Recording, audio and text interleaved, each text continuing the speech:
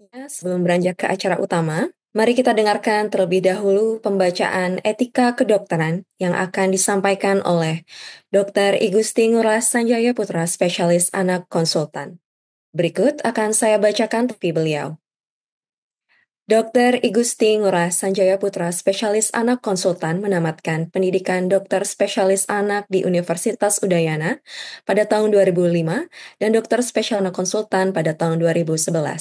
Beliau merupakan staf bagian gastrohepatologi ilmu kesehatan anak Fakultas Kedokteran Universitas Udayana RSUP Prof. Ngurah, Ketua Pengurus Cabang Bali Perhimpunan Gastrohepatologi dan Nutrisi Anak Indonesia, dan Ketua IDAI Cabang Bali. Kepada Dr. Igusti Ngurah Sanjaya Putra, spesialis anak konsultan, waktu kami persilahkan. Terima kasih, Dr. Indah. Silakan slide. Sesuai dengan aturan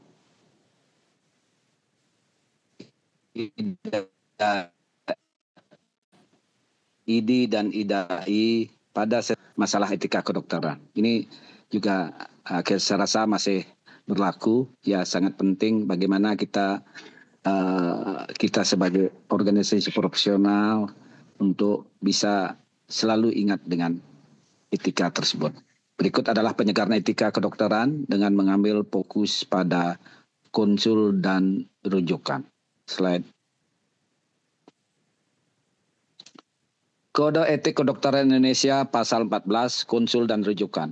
Seorang dokter wajib bersikap tulus ikhlas dan mempergunakan seluruh keilmuan dan keterampilannya untuk kepentingan pasien.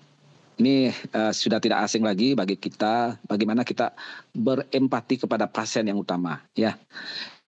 Yang ketika ia tidak mampu melakukan suatu pemeriksaan atau pengobatan, atau demi kepentingan terbaik pasien, atas persetujuan pasien atau keluarganya, ia wajib berkonsultasi, merujuk pasien kepada dokter lain yang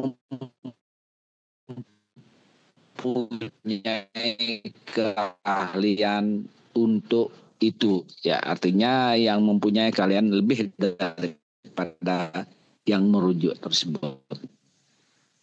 Slide pendapat, saran dan nasihat dari dokter lain. Merujuk adalah upaya menyerahkan pasien kepada dokter lain secara vertikal atau horizontal.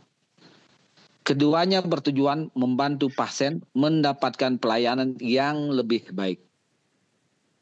Rawat bersama adalah bekerja dalam tim yang saling berkonsultasi tentang penyakit-penyakit yang diderita satu penderita atas persetujuan pasien.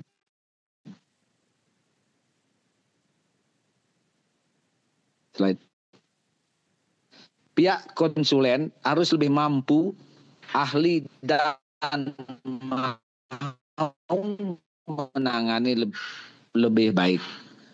Konsultasi dan rujukan selain karena keterbatasan perujuk, juga agar menghindari kemungkinan kesalahan dalam diagnosis, pengobatan maupun pelayanan medis yang dapat merugikan pasien. Konsulen wajib menjawab konsultasi secara tertulis, surat dalam amplop tertutup, atau dalam rengkam medik. Slide.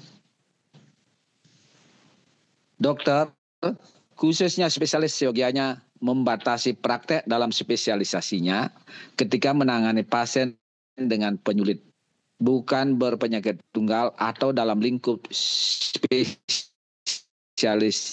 tersebut. Dalam satu fasilitas kesehatan, pelayanan kesehatan, dokter wajib menjelaskan kepada pasien dan keluarganya kebiasaan terbaru, hubungan rawat bersama atau alih rawat.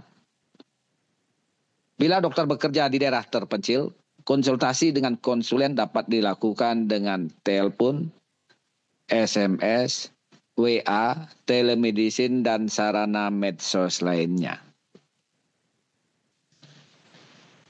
Contoh pelanggaran etika pasal 14. Dokter hanya merujuk kepada dokter lain secara lisan pada orang tua pasien tanpa surat tertulis. Ini juga masih kadang-kadang kita lihat kasusnya, ya. tidak merujuk pasien yang sudah di luar kompetensinya, tidak menjawab konsultasi secara tertulis kepada dokter perujuk, bahkan terus menjadi pasiennya, menulis surat rujukan dengan tulisan yang tidak terbaca atau tidak jelas menerangkan keadaan pasien. Nah, demikianlah penyegaran etika kedokteran kali ini. Semoga dapat diamalkan dalam praktek kita sehari-hari. Selamat mengikuti seminar atau simposium. Semoga bermanfaat dalam meningkatkan pengetahuan semua peserta dalam menjalankan praktek kedokteran. Selamat sore dan Om Santi Santi Santi Om.